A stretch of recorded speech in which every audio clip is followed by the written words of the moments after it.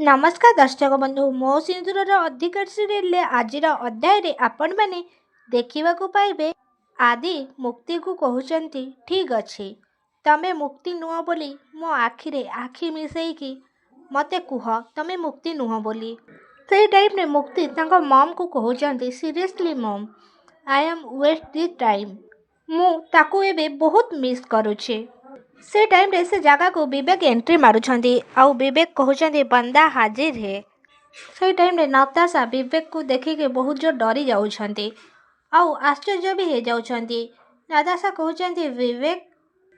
तापरे नताशांकर सबु पछ कथा मने पड़ जाउछि केमिति विवेक सहित तांकर एंगेजमेंट हेतिला आउ विवेक को से बदनाम करिकी पुलिस हाथ रे धरई देइथिले केमिति तांकर जीवन को नष्ट करि देइथिले आउ आदि भी विवेक का सहित मुक्ति को देखिकी बहुत आश्चर्य हो जाउछंती आउ से टाइम रे घर लोक समस्ते धनश्री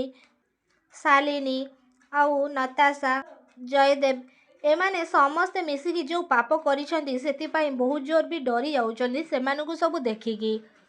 हाँ दर्शक बंधु मो सिंदूर अधिकार सीरियल आपण माने आजिर अध्याय रे एमिति किछि देखियाको पाइबे आपण मानकु कोन लागुछि कौन मुक्ति सेमानक ठारू समस्तिक ठारू प्रतिशोध नहीं पारिबे कौन विवेक तांको सहित साथ देबे ए सबुरे कौन आदि कौन सतरे चिन्ही पारिबे से मुक्ति की अंबिका कौन घर लोक समस्ते